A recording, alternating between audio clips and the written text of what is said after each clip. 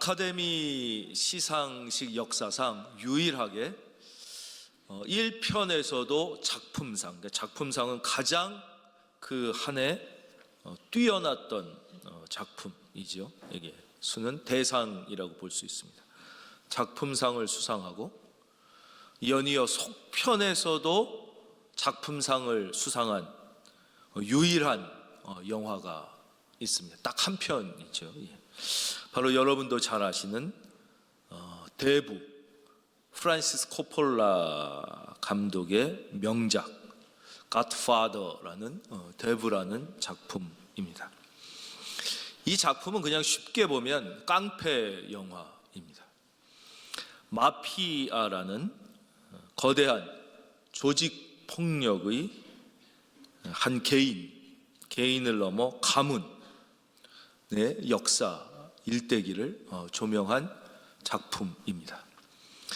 그러나 좀 더 깊게 들여다보면 힘이란 무엇이며 권력이란 무엇이며 가족이란 무엇인가를 성찰하고 있는 명작입니다.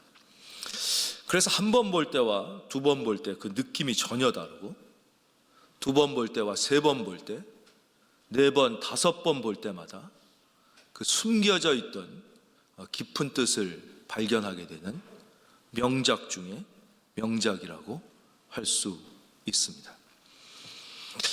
저도 이 작품을 20대부터 보기 시작했는데 20대 때 봤을 때와 30대, 40대 때 봤을 때와 50대가 되어서 보았을 때 그 느낌이 전혀 다르고 전혀 새로운 면이 보이게 되어서 정말 명작은 깊이가 다르구나 이렇게 느꼈습니다.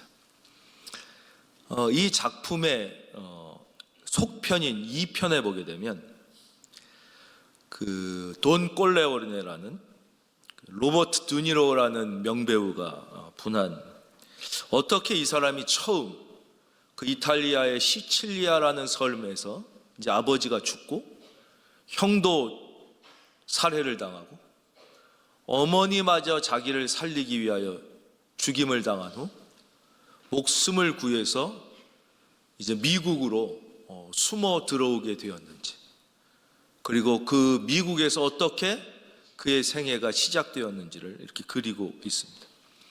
그가 이제 어린 나이에 혈혈단신으로 가족을 다 잃고 이제 미국으로 오게 돼서 온갖 굳은 일을 다 하면서 이제 조금씩 시장에서 자리를 잡아갑니다. 결혼을 하고 이제 어린 아이를 갖게 됩니다. 그리고 시장의 잡화점에서 이제 종업원으로 아주 성실하게 최선을 다해서 일을 합니다. 근데 그 시장에는 한 이탈리아 출신의 건달이 있었습니다. 그러니까 자유장 시대에 이정재 같은 깡패가 있듯이 그 깡패가 거느리고 있는 한 지역 건달이었습니다. 이 건달이 그 지역 시장 상인들을 다니면서 협박하여 자리세라는 명목으로 돈을 갈취하곤 했습니다. 그러니까 그 가게 주인도 어쩔 수 없이 그 건달에게 자리세를 내곤 했는데, 어느 날 그 건달이 찾아와서 이 주인을 협박합니다. 내 조카가 멀리서 찾아왔으니까 네가 내 조카를 취직시켜줘야 되지 않겠냐? 이 조카가 당장 일자리가 없다. 내 조카를 취직시켜라. 이렇게 협박을 받게 됩니다. 이 주인공은 이제 그 가게 뒤편에서 그 이야기를 이제 듣게 됩니다. 그러니까 이 가게가 큰 가게가 아니에요. 그러니까 종업원을 여러 번 둘 수 있는 여력이 있는 가게가 아닌데, 그 건달의 조카를 이제 종업원으로 두려면 누군가는 그 가게를 그만둬야만 되는 것이죠. 근데 그 가게에서는 두 명이 일하고 있었는데, 한 명은 그 주인의 아들이었고 한 명은 이 주인공이었습니다. 주인이 어쩔 수 없이 이제 이 주인공을 부르게 됩니다. 그래서 참 떨어지지 않지만 입을 열어가지고 얘기를 시작하죠. 내가 정말 이런 얘기하고 싶진 않은데 그때 이 주인공이 미소를 띄우면서 이렇게 얘기합니다. 아, 사장님, 너무 힘들어하지 않으셔도 됩니다. 제가 뒤에서 얘기를 다 들었습니다. 지금까지 사장님은 저를 조카처럼 대해 주셨고, 저에게 너무 잘해 주셨고, 저에게 일할 수 있는 자리를 제공해 주셨습니다. 지금까지 주신 은혜도 충분합니다. 저는 사장님의 입장을 충분히 이해합니다. 지금까지 너무나 감사했습니다. 그리고 환히 미소를 지면서 이제 그 가게를 나옵니다. 그리고는 집에 오는 길에 그 어린 아이와 임신한 아내를 위하여 사과를 딱 하나를 삽니다. 돈이 없으니까. 딱 하나의 사과를 사서 아무 일도 없었던 것처럼 집에 와서 그 하나의 사과를 아내에게 선물로 주면서 이제 화면이 바뀌게 됩니다. 그 하나의 장면이 비록 이 주인공이 나중에 마피아라는 거대한 조직을 이끄는 깡패가 되었지만, 그가 어떻게 많은 사람의 존경을 받고 그 조직이 그렇게 커질 수 있었던가의 배경을 설명하는 모티브가 되는 것입니다. 그는 원망이나 불평이 아니라 감사로 끝을 맺었습니다. 성경에서 하나님은 우리에게 범사에 감사하라고 말씀하십니다. 성경에 보면 다니엘은 이제 하나님 앞에 예배를 드리고 기도했다는 이유로 모함을 받게 되죠. 구약 성경에. 그래서 이제 더 이상 하나님 앞에 예배 드리고 기도를 하는 놈은 다 관직을 박탈할 뿐만 아니라 감옥에 보내고 죽이겠다는 이런 말도 안 되는 법이 내려지게 됩니다. 그것은 다니엘을 공격하기 위하여 억지로 만든 법이었습니다. 그 법이 선포됐을 때 다니엘이 어떻게 반응했는지를 성경은 말씀하십니다. 다니엘은 집으로 와서 동쪽으로 향하여 난 창문을 열고, 그게 바로 하나님을 향하여 쓰고, 그냥 기도한 게 아니라 감사하였다고 성경은 기록하고 있습니다. 아니, 기도는 할 수 있겠죠. 하나님 너무 억울합니다, 이 위기에서 저를 구해 주십시오, 이렇게 기도는 할 수 있겠죠. 그런데 어떻게 거기서 감사할 수 있었을까요? 바로 성도 믿는 자에게 있어서의 감사는 반응이 아니라 결단이기 때문입니다. 한번 따라하겠습니다. 우리의 감사는, 다 같이 크게 하겠습니다. 우리의 감사는 반응이 아니라 결단이다. 여러분, 우리가 반응으로 감사를 한다면 감사할 일이 얼마나 있겠습니까? 세상의 거의 다의 사람들은 자기의 이익을 위하여 살고 자기의 유익을 위하여 삽니다. 근데 우리에게 감사할 만한 일을 해주는 사람이 더 많겠습니까? 더 적겠습니까? 만약에 우리가 반응을 선택한다면 우리는 감사할 일보다 원망할 일이나 불평할 일이 훨씬 많을 것입니다.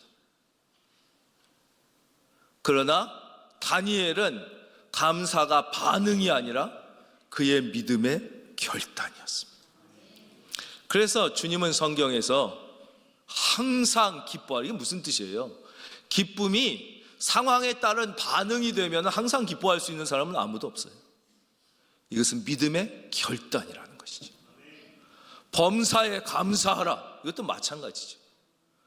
만약에 감사가 정말 우리가 감사할 일이 있어서 나에게 감사할 일을 조건을 제시하는 사람에게 하는 반응이라면 다니엘은 이때 감사할 수 없지요. 원망하고 자기를 모함한 사람을 욕해야 됐겠죠. 그러나 그에게 있어서 감사는 바로 반응이 아니라 결단이었던 것입니다. 믿는 자에게 있어서 감사는, 다시 말씀드리지만, 반응이 아니라 결단입니다. 여러분, 어떤 상황에서도 감사를 결단하여 하나님께는 영광을 올리고 여러분은 지금부터라도 다시 열리는 인생, 축복의 인생이 시작되기를 예수의 이름으로 선포하노라. 오늘 본문 말씀에 이제 사도 바울은 이제 로마를 향하여 마지막 그의 비전을 향하여 복음을 위하여 작별하고 떠나가게 됩니다. 그 이제 작별하고 떠나가는 이제 여정이 쭉 나오죠. 이제 고스로 갔다가 로도로 갔다가 바다라로 갔다가 1절에 나옵니다. 2절에 베니게로 가는 배를 만나서 타고 가다가 구브로를 왼쪽에 두고 이제 수리아로 가서 두로에까지 이제 상륙하게 됩니다. 이게 왜냐하면 마침내 예루살렘으로 가기 위함이죠. 예루살렘에서 다시 힘을 얻고 이제 그 당시 세계의 끝 중심이라고 하는 로마, 그리고는 세계의 끝인 서보나까지 이제 꿈을 꾸게 되는 것입니다. 그러니까 밀레도에서 이제 마지막으로 에베소의 장로들과 이제 작별하는 장면을 우리가 지난주에 살펴봤는데요. 한번 화면으로 조금 이해하기 쉽게 설명을 드리도록 하겠습니다. 지도를 좀 보겠습니다. 저게 지금 지중해입니다. 지중해고요. 오른쪽에가 이제 저기가 지금 이스라엘이 이렇게 보이시죠? 그러니까 처음에 밀레도가 어디냐면요. 이제 지도에 보여드리겠습니다. 예, 저기가 이제 밀레도예요. 저기서 이제 마지막 바닷가에서 작별을 하는 것입니다. 이제 울면서 작별을 하고 그 다음 고스라는 곳에 배를 타고 저렇게 간 것입니다. 저기서 하루를 지내고 그 다음에 바로 이튿날 로도에 가게 됩니다. 로도에 여기서도 이 로도 여기서도 하루를 지나고 바로 이제 바다라로 가게 됩니다.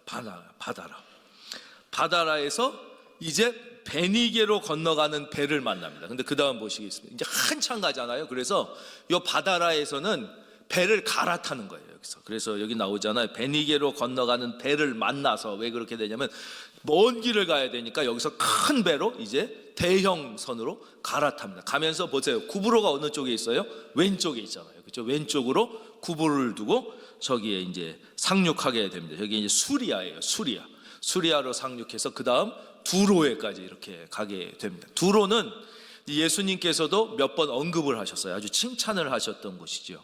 하도 예루살렘 사람들이 예수님의 복음을 듣고도 은혜를 못 받고 변화를 안 되니까 예수님이 뭐라 그러세요? 이놈들아, 내가 이런 설교를 두로와 시돈에서 했으면 그 사람들은 벌써 은혜를 받고 얼마나 순종했을 텐데 니들은 어떻게 이렇게 은혜를 못 받냐? 뭐 이렇게 말씀하셨을 때 나왔던 게 두로예요. 두로.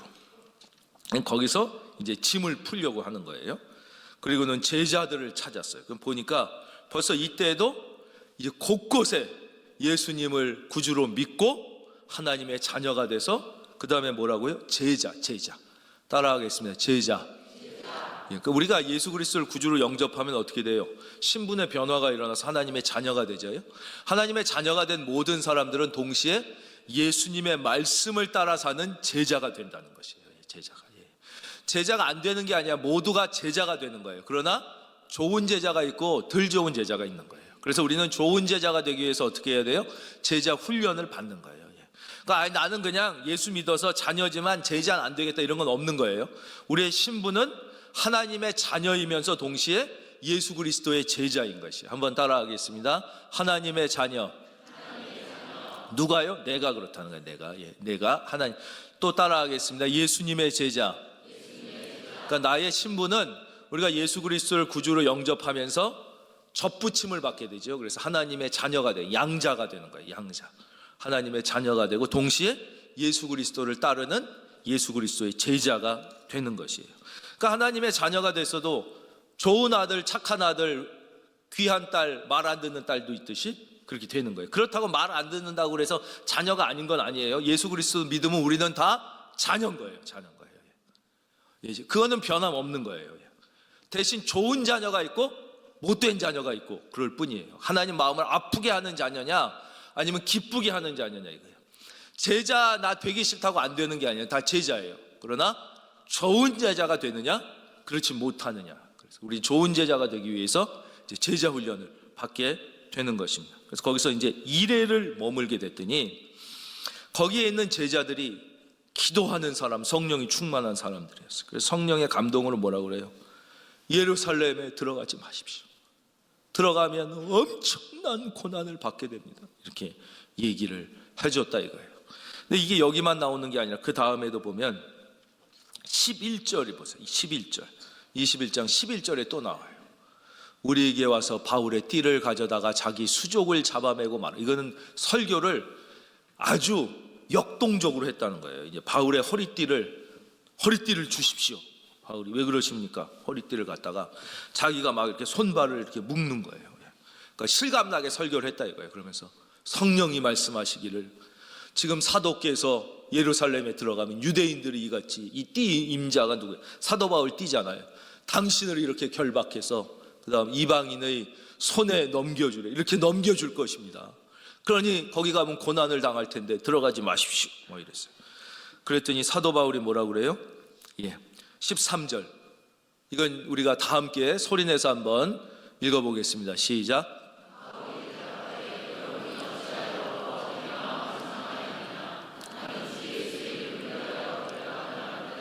예루살렘에서 죽을 것도 각오하였노라 하니, 사도 바울이 아닙니다. 나는 어떠한 고난도 예수 그리스도를 위하여 기쁘게 당할 것을 이미 각오했습니다. 나는 죽어도 좋습니다. 이렇게 이제 믿음의 결단을 했다는 것입니다. 그래서 오늘 이 시간에는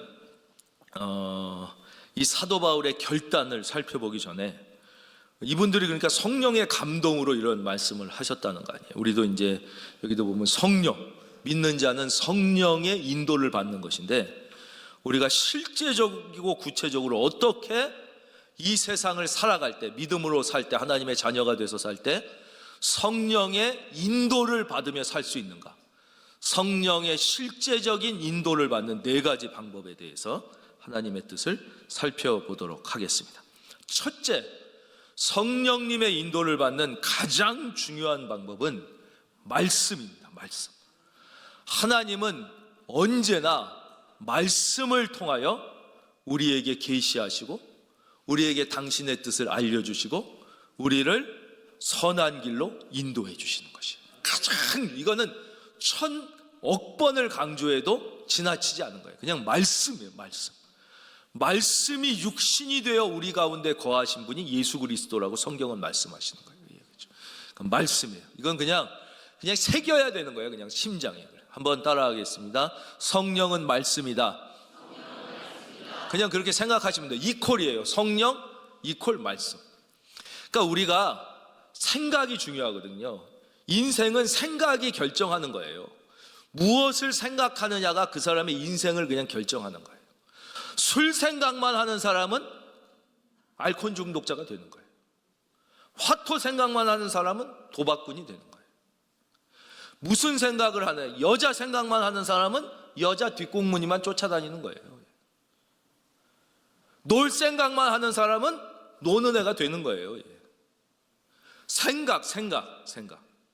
생각이 결정하는 거예요. 그러니까 우리는 늘 긍정적인 생각, 희망의 생각, 하나님의 생각, 성령의 생각을 해야 되는데, 문제는 그렇게 안 된다는 데 있다고 여러 번 말씀드렸잖아요. 내 생각이 내 마음대로 안 돼요. 인간은 절대.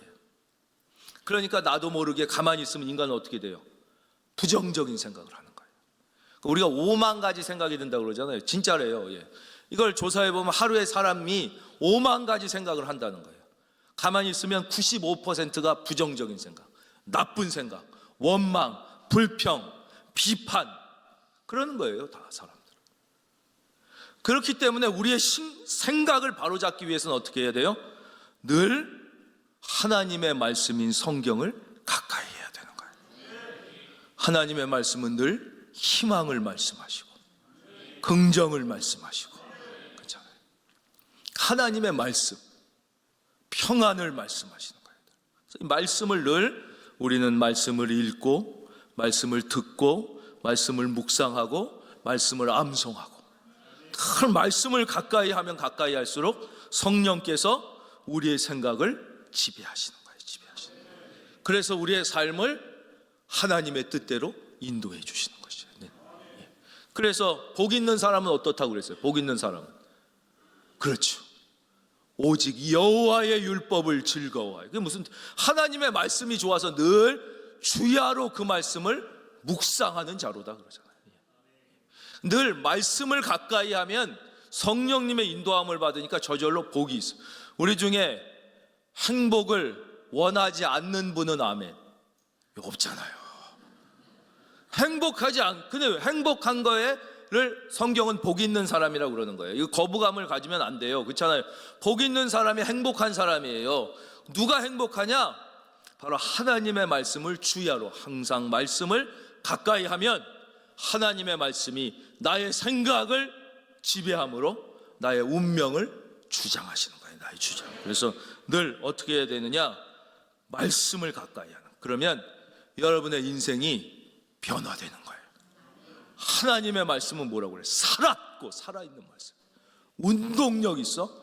좌우의 날선 어떤 검보다도 예리하여 혼과 영과 관절과 골수를 찔러 쪼갠다고 그래요. 이걸 요즘에 과학적 용어로 바꾸면 뭐예요? 뇌를 찔러 쪼개 염색체와 DNA를 바꾼다는 거예요.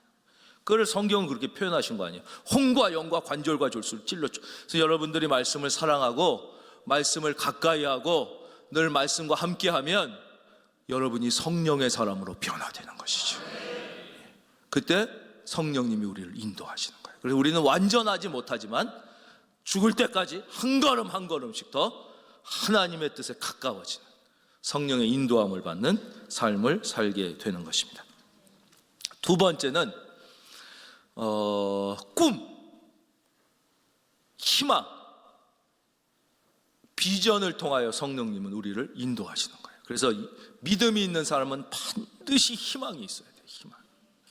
희망이 없다는 이제 믿음이 없는 거예요. 난 믿음은 있는데 희망은 없어. 그건 말이 안 되는 거라고 말씀드렸어요. 청년들이 요즘엔 20대 30대인데도 희망이 없어요. 대기업에 취업했는데도 너의 비전이 뭐냐? 뭐 비전 없어요. 빨리 돈 벌어가지고 그냥 빨리 은퇴해가지고 저 경치 좋은데 카페나 하나 차려가지고 그냥 편안하게 사는 게 꿈이에요. 꿈이라고 할 수가 없는 거죠. 비전이 없는 거예요. 비전. 믿음이 있는 사람은 100세가 되어도 꿈이 있는 거예요. 꿈이. 그래서 성경에 뭐라 그래요? 모세는 120세에 하나님 앞에 갈 때도 눈이 흐려지지 아니하였고 기력이 쇠하지 아니했다. 눈이 흐려지지 않았던 건 두 가지 의미가 있어요. 우리 육체의 눈이 흐려지지 않았다는 것도 있지만 여러분 비전이 없는 애들 뭐라고 해요? 눈이 흐리멍텅하다 그러죠. 애가 비전이 있다 이럴 때 뭐래요? 눈이 빛난다 그러잖아요. 그 청년이 비록 빼짝 마르고 피부는 까맣지만 눈동자가 빛났다. 이게 무슨 뜻이에요? 꿈이 있었다 이런 뜻이 아니에요. 120세에도 하나님 나라와 가나안을 바라보는 꿈이 그 속에서 살아 있었다는 거예요. 여러분 안에 꿈이 있기를 바랍니다. 믿는 사람은 천국에 가도 꿈이 있는 거예요. 하나님 나라가 이 땅에 나의 자녀와 나의 손주와 우리의 믿음의 후손들을 통하여 하나님 나라가 이루어질 꿈을 꾸는 거예요. 근데 믿음이 없는 사람은 꿈이 없어. 꿈이 없어. 헬렐레 하는 거예요. 헬렐레. 꿈이 사라지면 믿음이 사라지는 거예요. 나는 믿음은 있어. 그런데 꿈은 뭐 해봤자 실망만 하고 그렇지 않다니까요. 그 아브라함이 어떻게 됐어요? 꿈이 사라지니까 믿음이 사라진 거예요. 자기가 이제 나이가 들어가지고 기력이 없어졌어. 아내가 보니까 이제 여자로서 더 이상 잉태할 소망이 끊어졌어. 더 이상 월경이 끊어졌어. 그러니까 아브라함이 어떻게 됐어요? 희망을 잃었죠. 아이고 틀렸네. 뭐 나에게서 뭐 자식을 준다더니 희망이 끊어졌네. 그러니까 믿음이 없어진 거예요. 그러자 하나님께서 어떻게 하세요? 믿음을 주기 위해서 아브라함아 밖으로 나와라. 하늘을 봐라. 그때 하늘은 지금 서울 하늘이 아니에요. 지리산 하늘. 하늘의 별이 빽빽하게 있는 거예요. 꿈을 주시는 거예요. 저 하늘을 봐라. 너의 자손을 저 하늘의 별같이 많게 하게 해주겠다. 다시 아브라함에게 뭐를 회복시켜 주시는 거예요? 꿈을 회복시켜 주시니까 다시 아브라함에게 믿음이 살아나기 시작합니다. 그러니까 꿈이 없으면 믿음이 같이 없어지는 거예요. 여러분 안에 오늘 잠들었던 꿈이 살아나 춤추게 되기를 바랍니다. 그럴 때 다시 믿음이 살아나는 거예요. 이 믿음에 대한 정의예요. 믿음은 바라는 것, 뭐예요? 희망이 있어야 믿음이 있는 거예요. 실상, 바로 이 바라는 것들이 실상 분명하게 나타난다. 예, 실상. 이거 뭐 깊이 있게 설명은 지금 안 하겠습니다. 전에도 해드린 적이 있는데, 바로 희망이 있는 사람에게만 믿음은 실제적으로 나타나지, 희망이 없으면 믿음이 구름 잡는 것처럼 된다는 거예요. 구름 잡는 것처럼. 현실 가운데 믿음이 실제로 경험되지 않는 거예요. 희망이 없는 사람은 믿음이 뭐가 돼요? 그러니까 실상이 아니라 허상이 되는 거예요. 허상. 그래서 우리가 예수 믿는데도 허상을 잡는 것처럼 믿는 사람들이 있어요. 예수님은 살아계신 분인데 그 살아계신 예수님의 실제를 경험 못하고 다른 종교처럼 허상을, 구름을 잡는 것 같이 이렇게 하는 사람이 있어요. 그게 왜냐? 희망이 없어서 그래요. 세 번째, 바로 성령님은 우리의 기도를 통하여 역사하시는 거예요. 기도를 통해. 따라하겠습니다. 기도. 이건 1000만 번 강조해도 지나치. 첫째는 말씀, 두 번째는 희망, 세 번째는 기도예요. 따라하겠습니다. 기도. 여기서도 보면 뜨겁게 기도하잖아요. 보겠습니다. 5절, 이 여러 날을 지나 우리가 떠나갈새 그들이 다 그 처자와 함께 성문 밖까지 전송하거늘 우리가 바닷가에서 무릎을 꿇어 기도했다. 이렇게 무릎을 꿇어 기도했다. 복음서에서 주님은 골방 기도를 강조하십니다. 골방. 또 사도행전에서 하나님은 합심 기도를 강조하십니다. 그래서 밀레도에서도 뜨겁게 합심해서 기도하고 여기서도 함께 바닷가에서 무릎을 꿇어 기도합니다. 그래서 기도는 골방 기도, 힘이 있고 하나님이 들으시고, 또 하나님 앞에 나와서 짧게 기도할 때, 합심하여 부르짖을 때 하나님이 그 기도를 집중하여 보시는 거예요. 여기서 보면 어떻게 기도했어요? 무릎을 꿇어 기도했다. 무릎을 꿇어. 그래서 기도할 때 당연히 마음이 중요하지만 자세도 중요하다는 거예요. 자세도. 그래서 여러분들이 교회 나와서 하나님 앞에 우리가 길게 기도하지도 않아요. 마지막에 1분간 기도할 때 이왕이면 두 손을 높이 들고 기도. 우리가 여기서 이제 무릎을 꿇기가 어렵잖아요. 무릎을 꿇는다는 뜻이, 두 손을 든다는 거. 하나님, 당신만을 의지합니다. 나의 모든 것을 내려놓고 주님만 의지합니다. 그런 뜻입니다. 무릎을 꿇는다는 게 뭐예요? 항복이잖아요. 항복할 때 무릎을 꿇잖아요. 그 두 손 든다. 우리가 항복할 때 어떻게 두 손 들고 항복하잖아요. 항복. 그때 하나님께서 더 빠르고 강력하게 역사하시는 거예요. 여러분의 기도가 응답받기를 바랍니다. 그래서 우리가 이러한 하나님 앞에 기도를 드리면, 믿음의 기도를 드리면 하나님께서, 성령님이 역사하셔서 놀라운 기적이 일어나는 거예요. 우리의 삶에는요, 누구나 다 우리의 힘으로는 도저히 해결할 수 없는 어려운 문제들이 가득한 것. 그게 인생이에요. 그 어떤 권력자도 자기의 권력으로 해결할 수 없는 문제들이 자기와 자기 가정과 자식에게 일어나는 것. 그걸 모르고 권력이 있으면 해결할 수 있는 줄 알고 권력을 향해 가는 것. 그 어떤 재벌도 자기의 돈으로 결코 해결할 수 없는 삶의 어려운 문제들이 그 인생 가운데, 그 가정과 자녀의 인생이 무수하게 나타나. 굳이 말씀을 안 드려도 알잖아요. 수많은 재벌의 자식들이 자살하고 죽어나가고 가정이 깨어지는 걸 돈으로 막을 수가 없어요. 수많은 최고의 권력자의 자녀들이, 가족들이 감옥에 잡혀가는 걸 대한민국 최고의 권력자들이 자기 권력으로 막아낼 수가 없어요. 최고의 학자들이 자기의 지식으로, 그 학문으로 자기의 삶의 문제와 가정과 자녀의 문제를 해결할 수가 없는 거예요. 오직 우리가 믿음을 가지고 하나님 앞에 항복하여 기도드릴 때 하나님께서 우리의 삶에 개입하셔서 그 모든 어려운 문제를 뛰어넘어, 할렐루야, 그 어려움 가운데 우리를 건져내 주시는 거예요. 성령님은 기도를 통하여 우리가 눈앞의 문제를 보고 판단하고 이러는 거는 이건 감각이지 믿음이 아니에요. 감각. 우리가 제일 신뢰할 수 없는 게 뭐예요? 감각이에요. 감각. 지금부터 한 150년 전만 해도, 길지도 않아요. 한 150년 전에 코로나 바이러스가 보여요?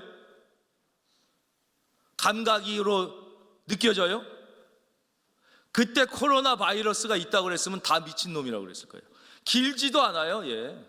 한 100년 전만 해도 그 어떤 천재한테도 코로나 바이러스가 있어서 우리가 다 이렇게, 그게 보여요? 그게 느껴져요? 코로나 바이러스 느끼거나 볼 수 있는 인간이 지구상에 누가 있어요? 아무도 없어요. 분명하게 있잖아요. 분명하게. 지금도 하나님이 어디 있냐? 물론 안 보이죠. 없어서 안 보이는 거예요? 못 보는 거예요? 이걸 잘 알아야 돼요. 우리가 못 보는 거란 말이에요. 못 보는 거. 코로나 감기 바이러스가 분명히 있지만 못 봤지. 우리가 못 느낀 거지, 없는 게 아니잖아요. 우리 속에 있는 DNA 유전자를 우리가 봤어요? 그게 유전이 돼서 우리가 다 생겨나는 건데. 그래서 성경은 믿음은 뭐라고 그래요? 두 번째, 바라는 것들의 실상이요. 히브리서 11장. 두 번째, 보이지 않는 것들부터 읽겠습니다. 시작. 그렇죠. 제일 어리석은 게 뭐예요? 보이는 것들만 믿는 게 제일 바본 거예요. 150년 전만 해도 전혀 안 보이고 안 느껴지던 건데, 그건 없어서가 아니라 우리가 못 본 거라는 걸 우리는 알아야 되는 거예요. 그래서 보이지 않는 것들의 증거라고. 저 증거는 무슨 뜻이냐면 논리적 증거란 뜻이에요. 보이지 않지만 객관적이고 논리적으로 분명히 있는 것이라는 거예요. 기가 막히죠? 하나님이 이미 여러분 마음을 꿰뚫어보고 성경을 쓰신 거예요. 믿음은 그냥 보이진 않지만 믿는 거야. 뭐 그렇다고. 그게 아니라 저 증거라는 단어가 저게 엘렌코스라는 헬라어예요. 엘렌코. 저건 뭐냐? 주관적 증거가 아니라 객관적 논리적 증거라는 단어예요. 보이지 않는다고 코로나 바이러스가 없냐? 네가 있다고 주관적으로 믿는 게 아니라 내가 아버지를 닮았어, 그게 아니잖아. 유전자를 보면 정확히 있듯이 정확하게 객관적으로 논리적으로 있는 거예요. 할렐루야. 우리가 기도할 때 내 눈에 아무것도 안 보이고 내 귀에 아무 소리 안 들려도 우리는 이 확신을 갖게 되는 것이에요. 확신을 갖게 되는 거예요. 세 번, 마지막으로 이제 우리는 이 성령님이 운행하시게 스위치를 켜야 돼요. 스위치 얘기는 아주 쉬워요. 우리 교회에 전기 시설이 다 돼 있지만 스위치를 탁 켜야 이게 들어오듯이 바로 우리의 입술의 고백을 스위치라고 표현할 수 있어요. 스위치. 성경에 보면 다윗이 늘 하나님 앞에 기도드린다면 어떻게 해요? 스위치를 켜요. 어떤 위기 속에서도 하나님은 나의 산성이시오, 나의 방패시오, 나를 도와주시는 이시오. 이렇게 믿음의 스위치를 켜는 거예요. 그래서 여러분들이 반드시 스위치를 켜요. 여러분의 입술에는요, 하나님의 자녀의 입술에는 권세가 있어요. 권세. 그래서 여러분은 모르겠지만 여러분이 입술로 여러분의 자녀를 축복하면 그 축복은 권세가 있다는 것을 믿기를 바랍니다.